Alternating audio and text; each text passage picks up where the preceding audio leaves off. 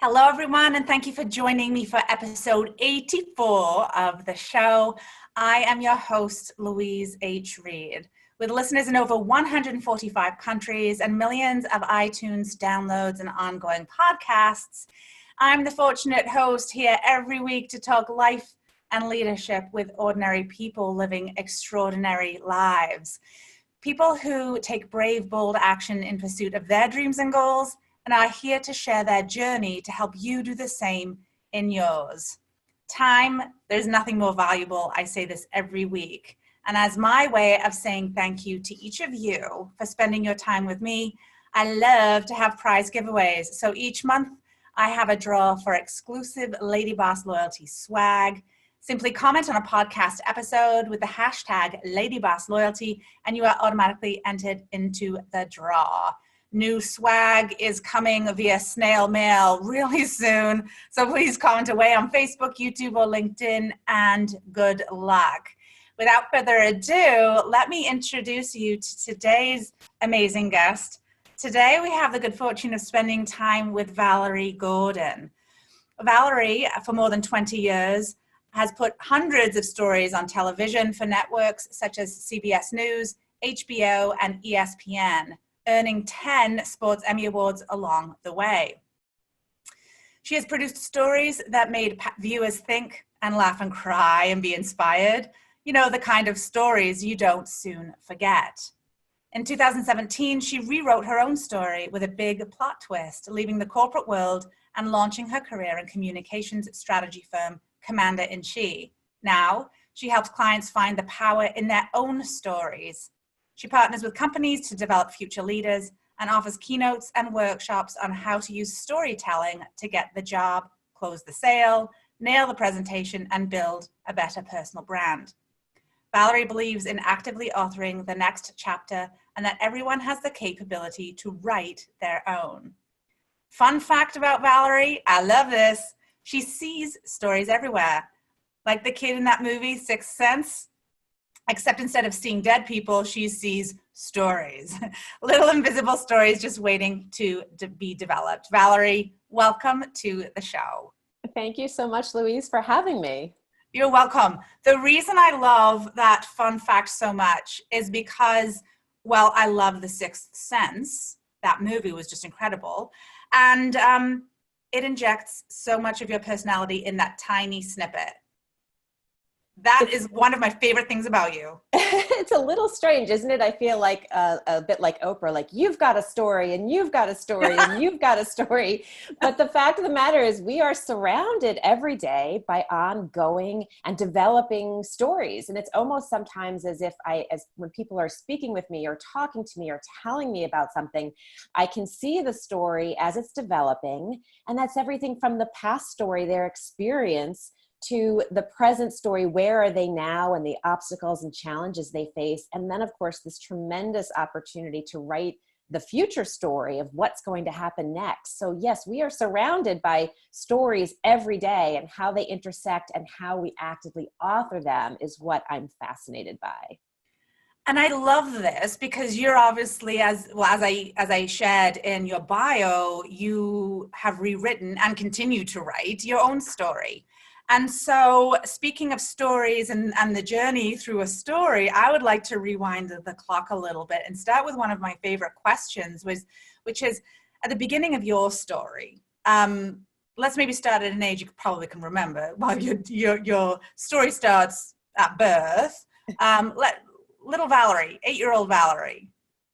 What did 8-year-old Valerie want to do? Tell us about how that story started. So it's really funny because going back that far, I'm not sure that I can remember any dreams other than I wanted to be an Olympic athlete, winning a gold medal.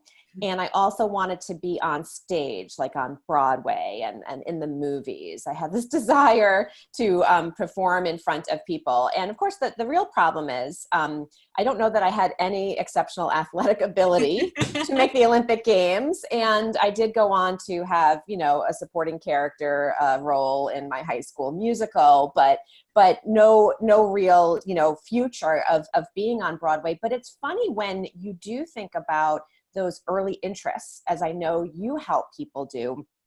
through the course of my media career, I did go to the Olympics. I went to 2 Olympic Games. Now, not as an athlete, as I originally wanted, but as a member of the production team, telling the stories of the athletes. It was one of my first jobs in television. I was at the 1996 Summer Olympics in Atlanta, Georgia, and I was at the 1998 Winter Olympic Games in Nagano, Japan. And when I got there, I did remember, I actually had to tell a story in my workshops now about falling in love with the Olympics because of the stories of the athletes. I just thought they were amazing. So although I wanted my story told as an athlete winning a gold medal, I wound up being a storyteller. So I did make it to the Olympics. Wow. And though I did not make it to the Broadway stage, I do enjoy a good show. I do go and sit in the audience. But I now speak to audiences many times from a stage. It's calls upon some of those early interests and desires, and I fulfilled them in different ways. So it is interesting when you look back at the things that once appealed to you. I almost did it without even realizing it. But I always had a love of writing. I studied communications in college. I went to work for a television station from the ground up. I mean, from intern to PA, not making very much money, to producer traveling around the country. And that's what I did for more than 20 years until I faced a really, really debilitating case of burnout. And that's probably where we should pick up the story, because I think all great stories come from conflict, a terrible sense of conflict. And, you know, your show, Louise, you talk about ordinary people leading extraordinary lives. And I thought for a second, oh gosh, is that me? I feel more like I am an ordinary person seeking an extraordinary life. And I don't know that I'll ever reach a point where I say that I'm leading one, but I think it's okay to be that person who is seeking their extraordinary life and just make that the story. What happens in that story? So my 8-year-old self would probably be surprised at where she is today, but I think we should actually start the conversation from a really bad part in the story so that listeners can hear it doesn't always work out the way it's supposed to go. And that's actually a good thing in your story. So many gems already that you've shared. One of them I don't want to be spending time on, but I really want to emphasize to my listeners is what you were saying about early interests. And so if you are someone who hasn't really explored your early interests, do that. Google it. You'll find all sorts of resources being able to do that. Send me a message and I'll send you some resources. It really is fun to see what lit you up then. I also wanted to comment on ordinary people, your flip or your subtle word change, but massive difference. Ordinary people seeking an extraordinary life. And I may, if you are okay, change my opening as a result of that, because that is awesome. And then the comment, and this is what I'd like to explore, as you suggested, that all good stories come from conflict. I do think that it's through my pain that I found my purpose, and there is a message in the mess. So let's hear a little bit about this burnout that you experienced, kind of what sort of led up to this conflict, what that was like, and then what the journey out was. I'd love to do that. And I do want to talk about that role of conflict afterwards, about why every story actually requires it. But let me set the scene for you. I am, take you back just a few years. I'm in my mid-40s and I have absolutely everything I wanted in my life. I have this great job that everyone tells me people would kill for. I have a family and 2 great kids. I have a house and a dog and 2 cats and you know, decent health and family and friends. And I run an occasional 5K and I do a lot of laundry and I drink wine and I drink coffee and I forget where I leave my coffee cup because I can't think because I've got way too much going on, and I work nonstop and I'm tied to my phone and I cannot stop working because I fear that if I take a pause, I will lose my way. And I have every reason to be happy because I have everything I've ever wanted, and I am miserable. And on top of feeling miserable, I feel guilty because what am I complaining about? I have this great life. But I think that's what happens when we are so busy with our lives. We are not experiencing our lives. We're just trying to get through them. And when I help clients now in moving their story along, I talk about the three, biggest goal killing words are as soon as. I was in a constant state of as soon as I get through this big project, then I'll take time for myself. As soon as the kids are a little older, then I can do this. As soon as we do it all the time, right? I mean, as soon as I lose weight, I can go to the gym. It doesn't even make sense. So I was living in a state of perpetual busyness, and this as soon as, like, feeling as if my life was on hold, that became feeling like I was living a life that was not my own. And I know that you and I connected on this when we first met on LinkedIn and then had that great phone conversation. I recall this. We're very similar in our backgrounds, and you had told me that you were living a life where you felt small. You felt like you were being made to feel small, or you were boxed into something that wasn't right for you. And I would say the same thing. I almost feel like I was being cast in a role that was meant for someone else, that wasn't really me. And it started with just a little feeling, I'm just not happy. But you push it aside because you're too busy to think about it, and you feel like you should be happy. And then that little ping comes back, and it's a little more like a rock that smacks you in the face one day. Things start going wrong. If you don't pay attention to that rock that smacks you in the face, suddenly it's a boulder that blows you over one day. And that's what really happened. I started suffering from a number of physical ailments and just discomfort and dissatisfaction and general crankiness that I didn't even realize was a state of burnout, that I might have stopped at the time. Instead, I very, very stubbornly held on, trying to fix it, until it really became a point of, I need to do something about this, because this is not the life that I was meant to be living. The problem was I didn't have any answers at that point. And I know that's how people find you and come to work with you, and you help them with those tools. I didn't have, at the time, I would have loved to have had you, because it took a while to navigate on my own. I want to say, I mean, I've got goosebumps as you shared your story, and also I loved how you inserted laughter and humor into it, because I think there can be a lot. It's a good stress reliever. You painted a very accurate picture of many listeners, I think. I also want to take pause right now just so people can catch their breath. So if that is the first time you as a listener that's the first time you have heard someone articulate what you have been through, you are not alone. And so you had then this burnout, Valerie. So how did that then manifest? So you've given us a bit of the picture. I guess we understood how it manifested. What was then the big climax, right? When did that actually, the conflict really, when was the fire? Or you probably got a really great way of telling this part of the story. Well, there's really two parts of the story, because I actually wound up leaping from my job, quitting my job, without really having another plan. And I do have a great story about my first night free, when I could design the life I wanted from scratch. It's going to be about me now. I was all alone in my house. The kids were out. I had no email, no leftover work, because I had no job. And what do I do to fill my time rather than thinking about the future? I decide to make chili just to keep myself busy. I don't know. It seemed very important at the time. I'm going to make chili. This is the answer, because I was so itchy. I couldn't even sit still with my own thoughts.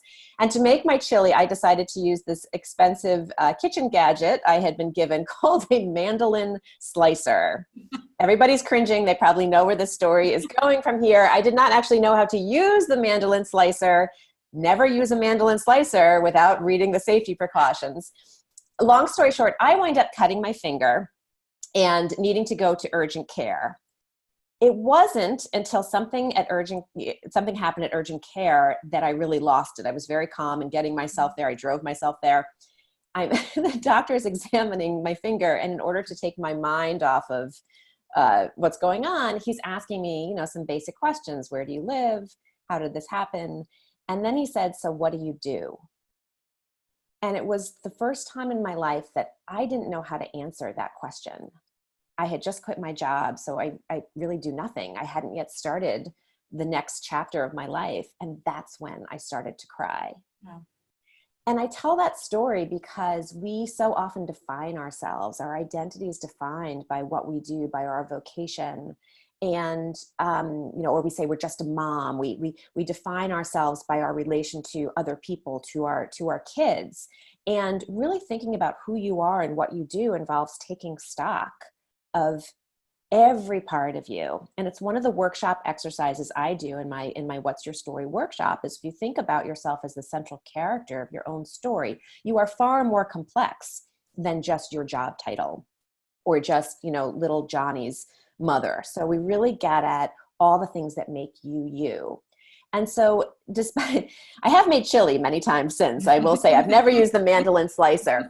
That was really the start of, I was in such a down point and feeling, almost despair over like, what am I supposed to do now? This is not how the story was supposed to go. I was supposed to be running a network. I was supposed to be so happy. But that's when I realized, but this is not how the story ends. I mean, I'm a writer and I love the power of story, and I've put stories on the air for more than 20 years. This is my story. And that's literally when that light bulb popped in my head of, okay, what's going to happen in your story? And I started taking stock of everything I knew how to do and everything I loved how to do and things people told me I was good at, and my background in storytelling and my interest in helping other women navigate their careers and their lives. And those two ideas just kind of merged. We are each living our own story. So what do I know about storytelling, about what makes a story meaningful and powerful that we can apply to our own lives? And from that light bulb and a lot of walks because I do my best thinking when I'm walking, and a lot of work because I don't want to short the process. It's not like this happened overnight. I came up with my first workshop, my What's Your Story workshop, and I started offering it to organizations that I was a part of, to people that I knew. I started market testing it and I started refining it. And from that idea, I launched my career and communications company, which I call Commander in She, how to take command of your story, in 2017. And it is now, it's amazing to me. I'm, on my third year. And stuff is happening because if you want the next chapter to begin, you have to put those plot points in motion. So there's a lot there that we can dissect. I just want to make sure that listeners know it doesn't happen overnight. It's not like you say, gee, this isn't working for me, I'm going to go do something else. And it all, okay, there we go, poof. Sometimes you wind up in urgent care. Sometimes you distract yourself by making chili or whatever it is. But I do think that from some of those really bad moments, those challenges we face, those conflicts we face, those are great turning points in any story. And the ability to at least see them and to know, okay, this is a pivot point. This is a plot twist. I can do something with this. I don't have to fall into that pit of despair. How do I create a next chapter that will be meaningful and memorable to me? Because everyone has one. We all have that next chapter inside of us. I help women with the active authorship tools to be able to write that next chapter. It's incredible.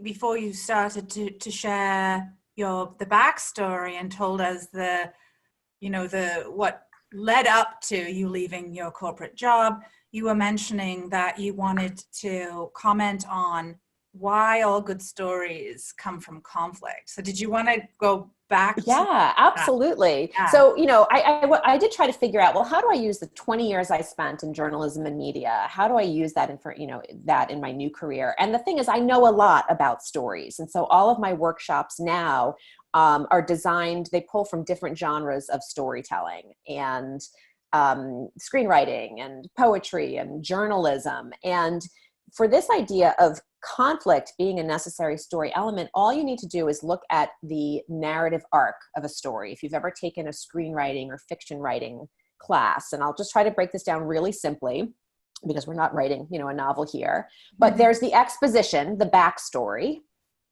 And when I coach people as far as telling their story, we spend way, way, way too long in exposition. Well, first you have to understand this. No, we can just get to the plot. But then there is an action that puts the story into motion, and it is conflict. It is conflict. If you actually look at the narrative arc, your conflict puts the story in motion. You have your rising action and your climax, and then your denouement, and then your resolution, your happily ever after. So I take these story elements from narrative arc and I help people think about it in their own lives. So the funny thing is, you've never read, watched, seen, or heard a story that doesn't have conflict in it. You know, think about the simplest stories we tell. Once upon a time, there was a fair maiden who wanted to meet a prince. And she did. And they moved to the castle and lived happily ever after. Okay, not a story. We don't care about that because there's no conflict. There's no drama. Without conflict, there's no action to the story. And yet in our own lives, who likes conflict? Nobody. We try to avoid it at all costs. And so I try to get people to think about conflict as one of those unlikely story elements that's actually a great clue that something's important to you and that you need to provide the plot points to put that story in motion. Because what happens otherwise is we just stay in that state of conflict or that state of challenge forever. So think about someone who isn't totally happy with their career, but doesn't know what they want to do. And they're waiting to figure it all out. So they're not addressing the conflict. And you can check in with them 6 months or a year later, and it's like they're reading the same page over and over again, and they're never advancing the story because they haven't yet done anything. They haven't taken action in the face of that conflict. So I actually think a conflict or challenge, if you want to call it that, challenges we face are great story elements in our own story, along with things like dissatisfaction, disappointment, uncertainty, envy. Those are great story elements. What are we going to do with them? Okay. So for anyone feeling that, it's like, I get so excited because I'm like, great, now you can start actively authoring your story. It's like the launching point of something else. And so I know you're a great storyteller. I'm like sitting on the edge of my seat. If there was a story that I could buy of yours right now, or a book I could write buy of yours, I'd be buying it. And so that maybe is in the future. I could see a story from you and coming from you. Anyway, I digress. So we have listeners I know sitting on the edge of their seat because I know, either feeling some of those emotions that you just expressed, or some of those pain points, or some of those challenges. What now? Mm-hmm. So how do, and I know we're speaking very generically here, but they recognize, oh my gosh, that's me right now. There's a clue. I realize I've got that. So taking action, yeah, I need to take action, but where may I start? Where would be a good place to explore? Right. What do I do with that? And so I have all sorts of tools and techniques, and there's a number of things we can get into. Let me start with what I would consider to be a simple exercise that I'm sure you offer to your coaching clients, and I might just phrase it in a different way because it has to do with goal setting. So sometimes there's two reasons we get stuck. The first is we don't know what we want, because we've probably never given any time to ourselves to think about it because we're so busy, or we're doing what everyone else is telling us to do. So number one is we don't know what we want. Number two might be we know what we want, but we don't think we're going to get it. So what's the point? And then let's just be happy with what we have and keep doing what we're doing. And then of course that ping becomes the rock, becomes the boulder. So one exercise that I do with people is, we're so accustomed to thinking in terms of the past, our past story. We find evidence in our past story. I've always done this, therefore I must do this. I tried that once before, it didn't work, therefore I can't try it again. Because our past story creates a narrative that guides our lives, and we have to be deliberate about changing the narrative. We often think about our lives in flashback. Everybody knows what a flashback is. Right? Like a memory. You're flashing back to something that happened in the past. I read a stat somewhere that said flashbacks are like 90% negative. We are far more likely to remember a bad experience or a bad memory than a positive one. You have to be really deliberate in remembering positive memories, which of course is a whole separate and terrible thing that we do. Well, it's brain science. It's actually, It's brain science. We've got a negativity bias that's kept us from an evolutionary perspective. Negativity bias is absolutely the way to think of it. So, rather than using flashbacks as a tool to develop our narrative, we can use a literary technique called the flash forward. Now, this is an actual storytelling technique. It's used far less frequently, but maybe you've seen it in a movie or read a book where the author takes the character forward in time from the present plot of the story to show you what might happen down the road before returning you to the present moment. So I do a flash forward exercise with my workshop attendees where you pick a time in the future, 6 months from now, 2 years from now, 10 years from now, describe the scene. And again, we might not solve the problem. We might not know every step here, but at least we can start thinking about what we might want, what it might look like. Who are we with? What are we doing? Where are we living? How do we feel? And in that information, there are clues. Now, how we act on those clues would be the next thing. I will tell you what I did, Louise, and maybe this is the simplest advice I could give is when I was in sort of that depths of despair, don't know what I want to do with my life, why is none of this working for me, I decided to just start doing a few things that I loved. Like the easy things, not like I can't fix my whole life, but what 3 things could I start doing that would make me feel better? The first was I started going to a movie at least once a month, sometimes more often. And I realized I loved going to the movies because it was the only time in my life when I wasn't multitasking. You can't, watch a movie while texting and cooking dinner and, watching your kids home, supervising your kids' homework. And that made me feel refreshed. Or cutting yourself with a mandolin. Yes. The second thing I wanted to do was I wanted to read more, which was something I didn't do when I was so busy. And I read everything from fiction to business books. Again, just that's my time that makes me feel good. And the third thing I did was I invested in some good quality dark chocolate, and I would have a little each day. Now, people are going to say, well, that's ridiculous. How does that change your life? And I will be honest with you, it doesn't, but it made me a little happier. And when it made me a little happier, it made me take that first sort of step into, okay, what else might I do for myself? So one of the things that I do, again, with my workshop participants is I have them title the current chapter of their life. And I want to ask you what yours is. But I have them title the current chapter of their life, and then we work on titling the future chapter. So we really get at what's going on right now and what do we want to happen in the next chapter that we need to make happen. And at that time of my life, when I was going to the movies and trying to read the books and just eating the chocolate, I called that chapter Chasing Joy. And I just allowed myself the opportunity to add in the plot points of a little more joy in my life while I waited to figure the rest of my life out. And you can really start with something as simple as that. What more do you want in your life, or something to take out of your life? If you were to define the current chapter of your life, what needs to be in it and what doesn't? So I just gave you a whole bunch of information, but let's start here. What would you title the current chapter of your life? You're putting me totally putting me on the spot. So I decided when you asked that, I'm not going to overthink this one. I'm using, so it's 2 words. This is not charades. It's 2 words. And one of the words I'm choosing is, because it's my word of the year. So I spent a lot of time thinking about what my word of the year was going to be. My word of the year is simplicity. And so I'm gonna call this chapter of my journey Finding Simplicity. Finding Simplicity. I think. I love that. Yeah. I love that, because then all the plot points within that are based on making that title come true.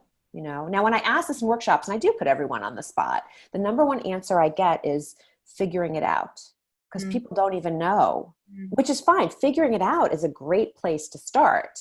We just don't want that, to be the title of the next chapter, or the one after that, or the title of the book. Right.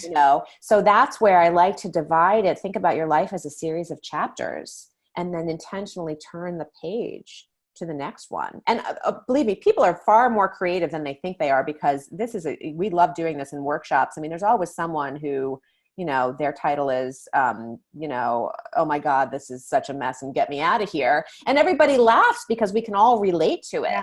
So at least knowing where you are right now, and then of course this role you play in the story and the plot points of that story and the supporting characters in that story, in that particular chapter, and then being able to write the next one. So that's why I think that story is a very effective way to think about our life and our goals, and to move that story along when we need to.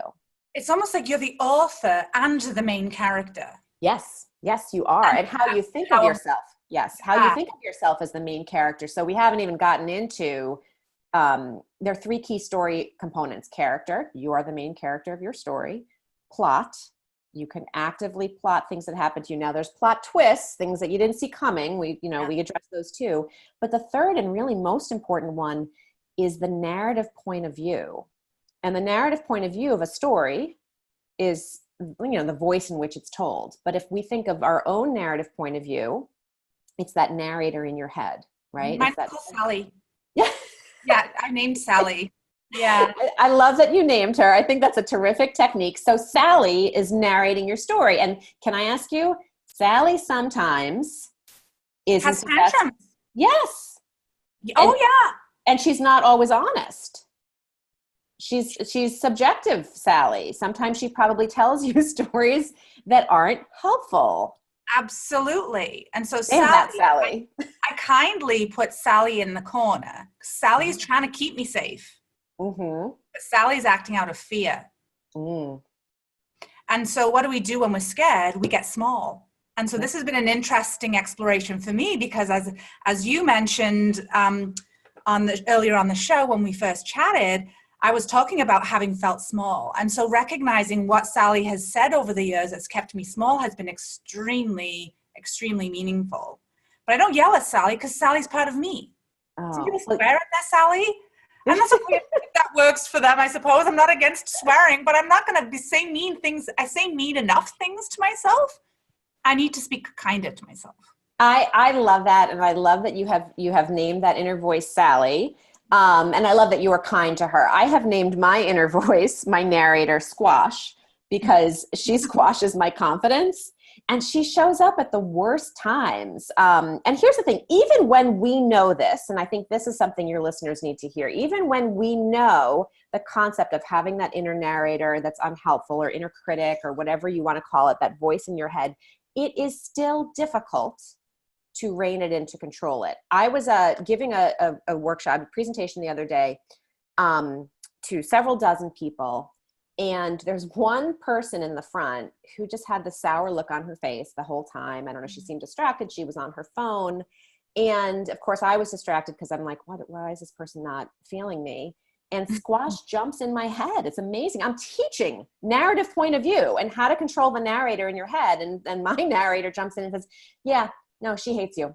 This audience hates you. This is not working at all. So even when we know better, you still have to put Sally in the corner. We find that Squash still squashes our confidence. But once again, and given the power of that narrative point of view and the need to control it, I draw upon literary techniques. So in literature, there is something called the unreliable narrator, which is, if you've ever, there's, Catcher in the Rye, Holden Caulfield was an unreliable narrator, where the reader has enough information from the author to know that the person narrating the story might not be telling the truth or might not have the full picture of the story. It's a very interesting authoring technique. So I hold people accountable, think like a journalist. If that voice in your head, that narrator in your head, is giving you information that is unhelpful or outdated, question it. Where's the evidence? Fact check it. And I actually introduced 4 different types of narrators that you don't want to follow into the rabbit hole because they are leading you to the wrong place. And it's everything from the unreliable narrator to the runaway narrator that will take that storyline and run with it to a really bad place. Oh my God, I messed up that project. Now I'm going to get fired. I'm never going to find another job again. I have no skills. Running to the future. Yeah. To the wrong future, to a really bad, and a lot of people have a tendency to do that. There's an overthinking narrator where we cannot proceed until we have all of the information. We've overturned every stone. We've answered every question. And of course, that never happens. And that's another reason people stay stuck. And then there's also the narcissistic narrator, where, you know, if you're the only one in the meeting who knows anything, if you're the only one in the house who does anything, if nobody else helps out ever, you might have a bit of a narcissistic narrator. That does not mean you're a narcissist. It means your narrative point of view, you are casting yourself in a certain way. And so I believe of all the components in your story and all the characters who show up, your narrator is your most influential one. So recasting that narrator, holding that narrator accountable, naming that narrator Sally and putting her in the corner is what you often need to do. So I think that's a great exercise for your listeners, if they haven't already named their narrator, from your tips, to do that. And then to think about, how is this narrator helping me? And where is the evidence? Is what they're saying true? I love so much how you're sharing all of this. You mentioned earlier, you know, that I likely do a lot of these types of things with my clients, which I do. What I love about how you do it is using these storytelling techniques, I feel like pulls us out of our own story a little bit to have a more objective view of the story, which removes an element of emotion to a certain extent, and sort of being right in it. We're like, you're helping us be a fly on the wall of our own story. Does that make sense? It does. And I've actually read research about this, that when we speak about ourselves in the third person, we are able to be far more objective about our experience than not. So I do think that there's research behind it about why it's effective. It's the same thing like if you're going to go on a job interview or pitch your business to someone, you have to be your own PR person. You have to think of yourself as the product. So get out of your own head and your own concerns and the things that no one else would even know about. And think about yourself like as if you were your own PR person or your own author. So I do believe that absolutely there's research behind it that makes it helpful. And also when you think about, if you think about your life as a series of chapters, you are not stuck in any one particular one. You always have the opportunity to turn the page and to make a change. But people are afraid of change, right? They're afraid to make that change because what if the change we make doesn't work out and now it's worse off than before?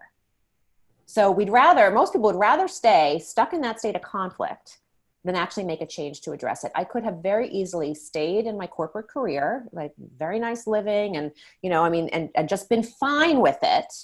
And that's an entirely different story. I am thankful. I can't believe I'm saying this, Louise. I am thankful that things got as bad as they did and that I had that case of burnout so that I was almost forced to make a change and make a decision, even though there were a lot of difficult things that happened since. None of this is necessarily always easy. It doesn't always go according to plan. But when you can get to a point that you are thankful that you're in that state of conflict, and what I call take command, it's my name, my company, Commander in She, take command of your story by actively authoring what comes next, then you're no longer stuck. And the good news is here's the thing about change and taking action on change. You don't just get one choice. I mean, if you make a choice and it doesn't work out and it's worse off than before, okay, that's a bummer, that's regret, but guess what? You get to make another choice and then another one and then another one. We just keep going. I mean, your story just keeps writing itself. Wouldn't you rather be the one holding the pen, writing your own story, than waiting for someone else to tell you what comes next? You do reach a point, and you can tell Jay, here it comes, where you have to hit the fuck it button of just, I'm going to go ahead and do this and not worry about the consequences of what might come next, not worry that I don't feel ready or that I'm too busy. You have to hit the F it button and just make that change and go for it. And we can start small because, as you recall, I mentioned I started with just adding some things that made me happy, that made me joyful in my life. That's literally how I started. So much that I want to jump into here. I'm probably going to forget a few of them as I start talking. One of them was how you mentioned that you could have easily stayed in your corporate job and just continued as you were. And then I was going to interrupt, but I'm trying to get better at not doing that. you sort of went self-corrected in a way, because I actually don't think, from hearing your story, I don't think that you had a choice at that point. Right? I think, yeah, maybe. I don't think it would be an authentic life. And I think that's a difficult thing to even bring up, because how do we know what an authentic life is? I just think that when there were so many clues at that point, that it was almost as if I required, the action was required. I don't know I think you're right. I don't know if it was fixable at that point, but I think the fear was so great about making a change that I could have easily, I sat on that fence a very, very long time. Stay or go, try something new or keep doing the same, So then I think it gets to a point where it's like something has to change. It gets to a point of, I'm not saying, I'm using the word desperation because that described me. It got to a point of desperation that doing something, I didn't care what it was, but doing something was better than being where I was. Yeah. I remember saying to a friend, if this is living, like if this is life, I hope I don't have a long one. Yes. That's really, and when you hear yourself say those words out loud, they're out there then. And so I think that a lot of us wait until we're at that point where the devil that expression, the devil we know is better than the devil we don't. That's what keeps us there for so long. Eventually, the devil we don't know is far more attractive than the devil we do know. Why do you think we stay there so long? Well, I think it has to do with fear and not being able to see the future. We want our happy ending. We want someone to pre-write that for us. We want to know that we're going to get there. And, that's where you have to realize that you're the one who's got to author this thing if that's what you want, if you want your happy ending. Now, some people maybe don't have to deal with this. Maybe some people, they don't think about this kind of stuff. But for any of your listeners who are feeling like they're caught somewhere between here and there, that's actually a great place to start. Make that the title of the current chapter, Caught Between Here and There. We know what's going on. Now, where do we want to get to? And I think the idea of, no story is perfect. Every story great stories have plot twists and turns and ups and downs. You have to ride the ride a little bit. You have to be okay with that. And I think that's what makes it an adventure. And that's what makes a bigger life. Just those words, as you said that, and I got goosebumps about if this is what life is, and I don't want a very long one. I mean, that's not a life. At some point you have to take charge of it and decide what you're going to do with it. And I really believe in the power of words too. So again, I use, and I do a lot of communications coaching, helping people with interviewing techniques, networking, negotiation. I mean, those practical business skills, how we speak of ourselves so that we can impact and influence others. But you mentioned the word desperation. And if we could take desperation and replace that word with opportunity, because from this place of such great despair or desperation, we have opportunity to not stay there. A client the other day said to me that her current the title of her current chapter was Desperately Seeking My Best Self, which is a great title, right? But I said, why not change desperately into something else, like excitedly seeking my best self, or inspiringly seeking my best self, or authentically. I mean, there's so many words we can choose to use. So when you're stuck on a word like despair or desperate or conflict, or sadness, what might we take from that situation to be able to simply rewrite the story? I love that. And I encourage listeners right now to make note of that too, because I do find that clients that I work with, no doubt you as well, they do come to us in this place of sort of despair, but what we say to ourselves matters. We've already talked about that inner voice, the narrator, maybe one of the most important players and characters in the book. And so what I'd encourage you to do, you being my listeners, make note, just pay attention to your voice, name your narrator. And I want you just to start paying attention to what she or he is saying, just to make note of it, just write it down, and then you can have something to work with, then you can explore. Okay. You asked me the the title of my chapter right now, and I want to, what's your chapter title right now? Right now. Okay. So we're in a long chapter right now. I call this chapter Brick by Brick, because I am building my business and I'm just about ready to turn the page. I mean, that's the whole thing. You can have chapters can be as long. You're in a good chapter, listeners, you stay there. The name of your chapter is Living My Best Life. You stay there as long as you want. No one's telling you, you got to move on from that. If you're not in a great chapter, you can move on. But this chapter has been called Brick by Brick because it's been 3 years since I left and had that moment of, who am I and what do I do? And I've been building this business brick by brick, and things are starting to happen. So nothing was overnight. There are daily challenges, obviously, as you're aware, and any solopreneur, entrepreneur, business owner knows, but none of it feels like work. And that's how I know I'm in the right place. So brick by brick is just because every day there's so much that I could and should be doing, and I can easily get overwhelmed, but I'm just trying to lay a really strong foundation, and we're going to keep growing from here. And, what I really want to say though, to your listeners, for anyone who identifies with this, but still doesn't understand, well, what do I do with that? You're not alone. I mean, that's why so many people listen to your show. This is actually very common. And I think it's very common in particular for women like us. I was in my mid 40s and I just decided it's time to start living the life I want to live. And people would say when I was making these massive decisions, oh my gosh, like, are you having a midlife crisis? And I thought, nah, I think I'm having a midlife transformation.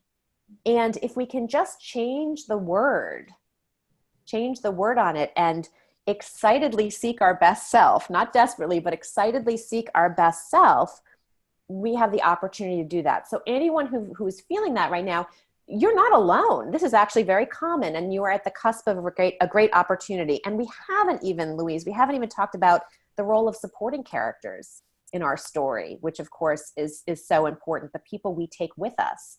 Sometimes in these transitions, we need to let go of some of the people who played such an integral role in our story, but maybe took more than they gave, and find people like you who help others become their best selves. Find those supporting characters who hold you up, who cheer you on, who collaborate, who make you feel good, who are okay with the idea that your best is yet to come. You need to be around people who can get you to see sometimes what you can't yet see. I'm hearing you right now, and I feel so inspired and moved. And there's a particular client who I know is going to think that you are speaking directly to her. I spoke with her this morning, and I can't wait for her to hear the show, and so many others. I want to hear from you about these supporting characters. Who were they in your life? Because you explained that like so clearly, and I think everyone listening will know, oh my gosh, yeah, these are the people that I hung on to too long. Perhaps these are the people that I've allowed to be part of my future simply because they're part of my past chapters. Can you talk to us a little bit more about how you went through that process and who those characters were?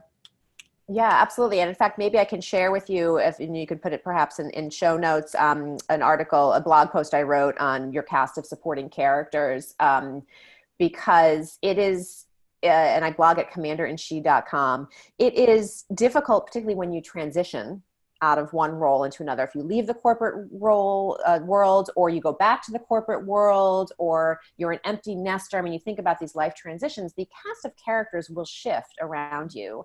And sometimes people who are in our lives are not meant to stay when the circumstances change. And I think that was really hard for me because so much of my time was spent in an office with other people that became part of my social world, that once I departed, very, very few stuck around. I think that there was a feeling of, what are you doing? Why are you flushing your career down the toilet? Why would you do this? And that was difficult. I'll be very honest. That was really, really difficult. At the same time, sort of like your desire for simplicity, when you get rid of stuff that is no longer serving you, you open up space for better. And what I did find is with that space, which I mourned the loss of some people that were no longer part of my story, but other people did walk in. And I even think about you. You reached out to me on LinkedIn because you read an article that I wrote. Somehow we must have had a connection in common, and we had that call, and I so enjoyed that call. And now I'm on your show, and I feel like I get you and you get me. And I hope that, the listeners also get it. Like, there's that connection there. If I hadn't made those choices, we never would have met. So when you make those transitions, you will lose people. Now, I think there are 4 characters everyone needs in their story. So you can think about, I'll tell you who they are. You can think about, listeners, who these are in yours. I think everybody needs a cheerleader. That is that person who believes in you even when you don't believe in yourself. Everybody needs a collaborator. That is the person that really brings out the best in you. Whatever you do, they help give you ideas. They help spur those ideas along. Not necessarily a cheerleader, but a collaborator. Everybody needs some sort of a coach or a mentor, someone who has sort of been through it before and can guide the path, even if the path is a little different.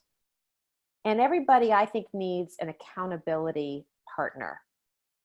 Different than a critic, but this person, your cheerleader pumps you up, your collaborator gives you ideas, your coach or mentor shows you the way, and the accountability partner will say, hey, that's all great. How are you going to do it? Now, when I run this session in workshops, people say, well, can it be the same person? Can it be one person? Sure. I mean, if you have someone in your life who is cheerleader, collaborator, coach, and accountability partner, that is a great person. Send me their name. Exactly. If you don't have someone in your life, like maybe you're missing that cheerleader, maybe you need to find that. And maybe you find it in a coach. I also like for people to think about, what role do you play in someone else's story? Are you the cheerleader? Are you the collaborator, the coach, or the accountability partner? And finally, we haven't talked about, this is not a supporting character, but it's a character that shows up in your story. We haven't talked about the evil villain, the opposite of a supporting character that shows up in your story. Tell us about the evil villain.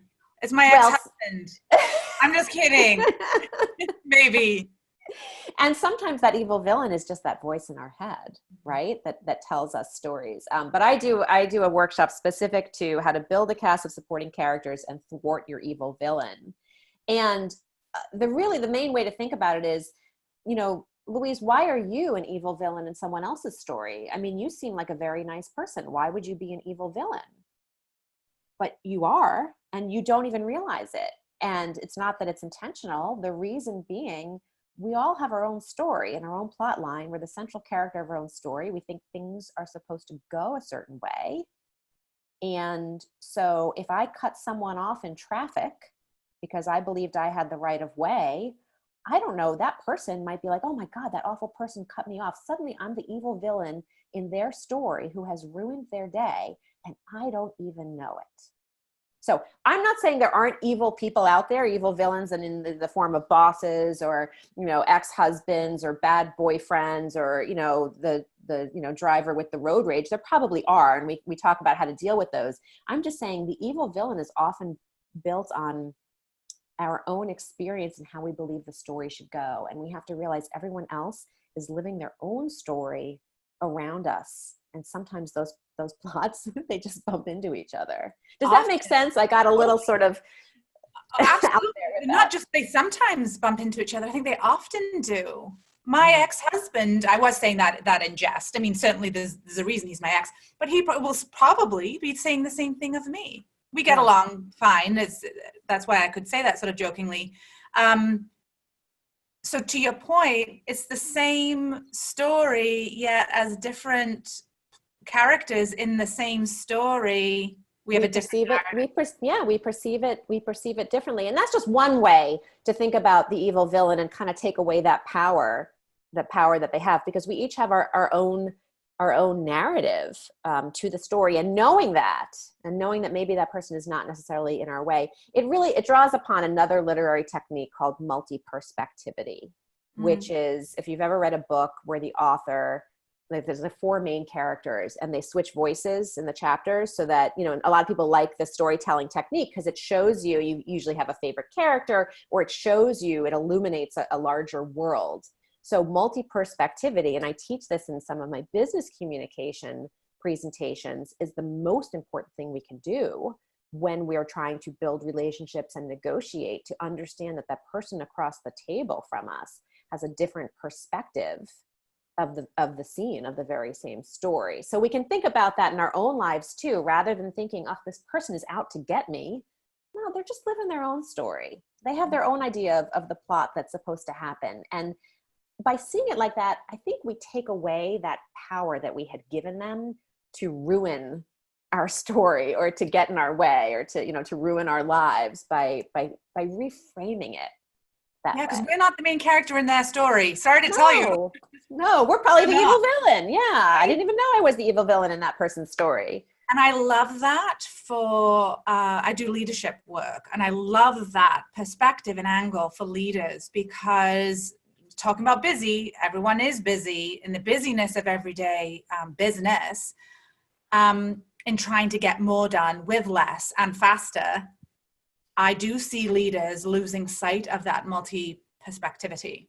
Yeah, absolutely. And then we can talk about practical applications for business too. So this isn't just what you think in your head, the story in your head, but then there's the actual stories that we tell and the words that we use. So it's not just what we say, but how we say it. So how do we bridge the divide between those multiple perspectives? How do we bring those teams together? So we can take all these storytelling exercises of self-exploration and writing your next chapter and actually create really viable business strategy, communication strategy tools, which I also get super excited about. So there's just so much opportunity out there. But I think for the purposes of your listeners today, the understanding of you are the active author of your own story, and you really do get to write what happens next and get to that area that, you're defining as happily ever after, without waiting for someone to tell you how to do that. That to me is active authorship is probably the greatest thing we can do for our lives.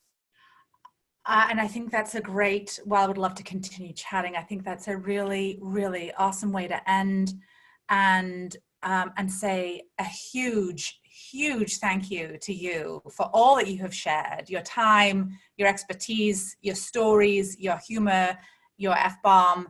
Thank you, Valerie. Truly, this is the beginning. I would love to see where things can go I look forward to seeing where things go for you personally in 2020. I've had a few thoughts even as we're chatting, and opportunities about us for 2020. So I know we'll be taking this offline. Well, absolutely. Count me as a supporting character in your story, and we can create some of those plot points together. Thank you for having me today. Absolutely. Thank you. And of course, thank you to all of you, my loyal listeners, and remind you that information about my radio show and all of my guests, including Valerie today, can be found at louisehreed.com. I didn't mention how you can get in touch with Valerie. Very important stuff. I will have commanderindshe.com in the show notes. Valerie also did mention a blog post regarding supporting characters in your own life. Links will be there as well. And any other things that we didn't explore on the show today that Valerie thinks will be of use to you, find them in the show notes. Also, a big shout out to my producer, Cameron Steele at Contact Talk Radio Network. And always my love, Jay Andrews, for helping all of this happen as well. So until next Tuesday at 11 a.m. Eastern, I'd like to leave you with some of the encouraging words from our guest today, Valerie. Actively author what comes next in your own life. I'm wishing all of you a bold and courageous day. Thank you again, my friends. See you next week.